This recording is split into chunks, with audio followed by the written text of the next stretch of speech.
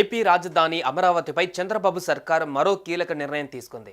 అమరావతి నిర్మాణాలలో మరింత వేగం పెంచింది ప్రభుత్వం. ఇందులో భాగంగా రాజధాని పరిధిలోని ప్రతి సెంటు భూమి సేకరణ లేదా సేకరణ విధానంలో తీసుకోవాలని నిర్ణయించింది. అయితే ఇందులో ఎవరికి ఎలాంటి మినహాయింపు ఉండదని సిఆర్డీఏ వర్గాలు స్పష్టం చేశాయి. రాజధానిలో ఇంకా తీసుకోవాల్సిన భూమి 4181 ఎకరాలు ఉంటే అందులో ఎక్కువ భాగం తాడేపల్లి, మంగళగిరి మండలాల పరిధిలోనే ఉంది. గ్రామాలు, గ్రామ కంఠాల కిందనున్న భూమి తప్ప మిగిలినదంతా తీసుకోనుంది. దీనిలో ఎవరికి ఎలాంటి మినహాయింపు ఉండదని సిఆర్డీఏ వర్గాలు స్పష్టం చేశాయి. భవనాలను సైతం సిఆర్డీఏ స్వాధీనం చేసుకునే అవకాశం ఉంది. భూములపై కోర్టు స్టేలు ఉంటే వాటిని వెకేట్ చేయించి తీసుకోవాలని ప్రభుత్వం నిర్ణయించింది. ఇప్పటి వరకు ఎవరైనా భూములు ఇవ్వకుంటే వారికి భూ సమీకరణ విధానంలో మరో అవకాశం ఇస్తున్నట్లు ఇప్పటికే ప్రకటించింది. భూ సమీకరణలో ఇస్తే ప్యాకేజీ, సేకరణకు వెళితే పరిహారం ఇవ్వనున్నట్లు తెలుస్తోంది. సమీకరణ విధానంలో భూములు ఇచ్చిన రైతులకు ప్రభుత్వం ఏటా కౌలు చెల్లించడంతో పాటు మెట్ట భూములు అయితే ఒక్కో ఎకరానికి 1000 చదరపు గజాల నివాసం, 250 గజరపు గజాల వాణిజ్య స్థలాలని కేటాయిస్తోంది. అదే జరీబు భూములైతే 1000 చదరపు గజాల నివాస, 450 చదరపు గజాల వాణిజ్య స్థలాలు ఇస్తారు.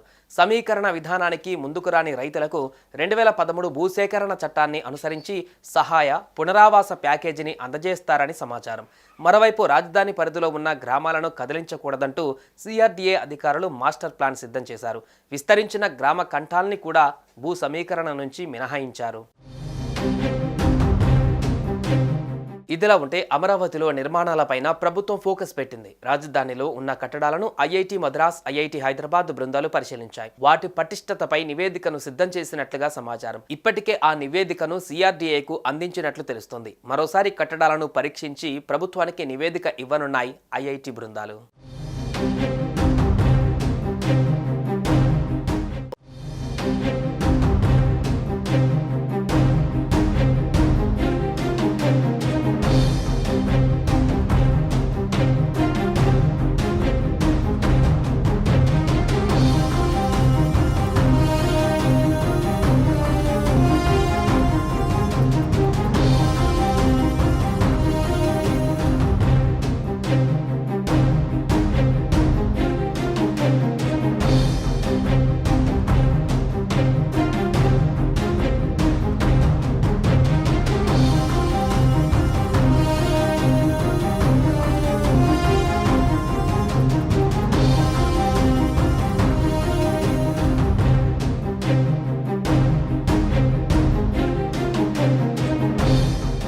ఏపీ రాజధాని అమరావతిపై చంద్రబాబు సర్కార్ మరో కీలక నిర్ణయం తీసుకుంది.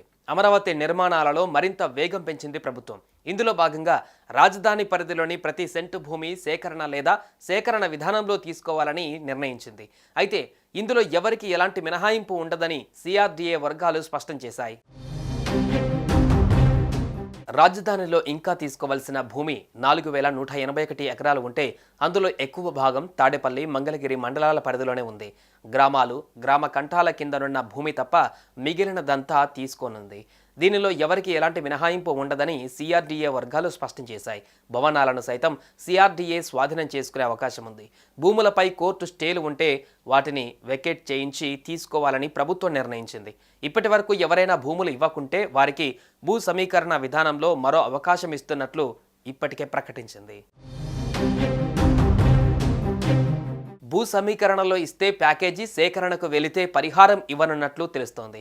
సమీకరణ విధానంలో భూములు ఇచ్చిన రైతులకు ప్రభుత్వం ఏటా కౌలు చెల్లించడంతో పాటు మెట్ట భూములు అయితే ఒక్కో ఎకరానికి 1000 చదరపు గజాల నివాసం, 250 చదరపు గజాల వాణిజ్య స్థలాలని కేటాయిస్తోంది. అదే జరీబు భూములైతే 1000 చదరపు గజాల నివాస, 450 చదరపు గజాల వాణిజ్య స్థలాలు ఇస్తారు.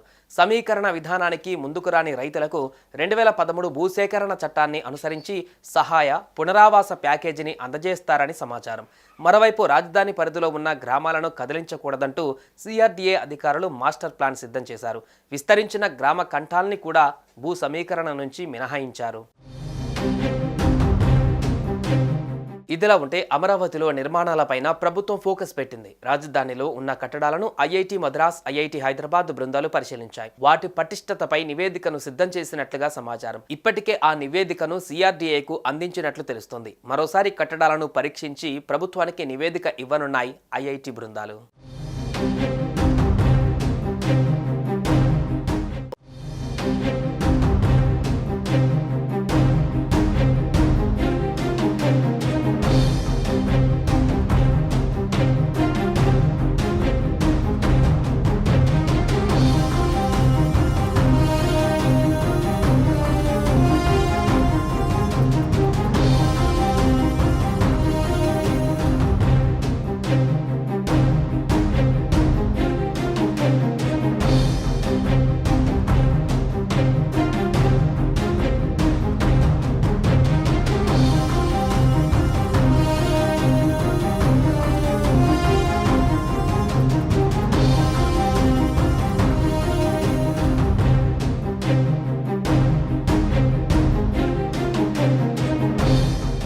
ఏపీ రాజధాని అమరావతిపై చంద్రబాబు సర్కార్ మరో కీలక నిర్ణయం తీసుకుంది. అమరావతి నిర్మాణాలలో మరింత వేగం పెంచింది ప్రభుత్వం. ఇందులో భాగంగా రాజధాని పరిధిలోని ప్రతి సెంటు భూమి సేకరణ లేదా సేకరణ విధానంలో తీసుకోవాలని నిర్ణయించింది. అయితే ఇందులో ఎవరికి ఎలాంటి మినహాయింపు ఉండదని సిఆర్డీఏ వర్గాలు స్పష్టం చేశాయి. రాజధానిలో ఇంకా తీసుకోవాల్సిన భూమి 4181 ఎకరాలు ఉంటే అందులో ఎక్కువ భాగం తాడేపల్లి, మంగళగిరి మండలాల పరిధిలోనే ఉంది. గ్రామాలు, గ్రామ కంఠాల కిందనున్న భూమి తప్ప మిగిలినదంతా తీసుకోనుంది. దీనిలో ఎవరికి ఎలాంటి మినహాయింపు ఉండదని సిఆర్డీఏ వర్గాలు స్పష్టం చేశాయి. భవనాలను సైతం సిఆర్డీఏ స్వాధీనం చేసుకునే అవకాశం ఉంది. భూములపై కోర్టు స్టేలు ఉంటే వాటిని వెకేట్ చేయించి తీసుకోవాలని ప్రభుత్వం నిర్ణయించింది. ఇప్పటి వరకు ఎవరైనా భూములు ఇవ్వకుంటే వారికి భూ సమీకరణ విధానంలో మరో అవకాశం ఇస్తున్నట్లు ఇప్పటికే ప్రకటించింది. భూ సమీకరణలో ఇస్తే ప్యాకేజీ సేకరణకు వెళితే పరిహారం ఇవ్వనున్నట్లు తెలుస్తోంది. సమీకరణ విధానంలో భూములు ఇచ్చిన రైతులకు ప్రభుత్వం ఏటా కౌలు చెల్లించడంతో పాటు మెట్ట భూములు అయితే ఒక్కో ఎకరానికి 1000 చదరపు గజాల నివాసం, 250 చదరపు గజాల వాణిజ్య స్థలాలని కేటాయిస్తోంది. అదే జరీబు భూములైతే 1000 చదరపు గజాల నివాస, 450 చదరపు గజాల వాణిజ్య స్థలాలు ఇస్తారు. సమీకరణ విధానానికి ముందుకు రాని రైతులకు 2013 భూసేకరణ చట్టాన్ని అనుసరించి సహాయ పునరావాస ప్యాకేజీని అందజేస్తారని సమాచారం. మరోవైపు రాజధాని పరిధిలో ఉన్న గ్రామాలను కదిలించకూడదంటూ సిఆర్డీఏ అధికారులు మాస్టర్ ప్లాన్ సిద్ధం చేశారు. విస్తరించిన గ్రామ కంఠాల్ని కూడా భూ సమీకరణ నుంచి మినహాయించారు. ఇదిలా ఉంటే అమరావతిలో నిర్మాణాలపైన ప్రభుత్వం ఫోకస్ పెట్టింది. రాజధానిలో ఉన్న కట్టడాలను ఐఐటి మద్రాస్, ఐఐటి హైదరాబాద్ బృందాలు పరిశీలించాయి. వాటి పటిష్టతపై నివేదికను సిద్ధం చేసినట్లుగా సమాచారం. ఇప్పటికే ఆ నివేదికను సిఆర్డీఏకు అందించినట్లు తెలుస్తోంది. మరోసారి కట్టడాలను పరీక్షించి ప్రభుత్వానికి నివేదిక ఇవ్వనున్నాయి ఐఐటి బృందాలు.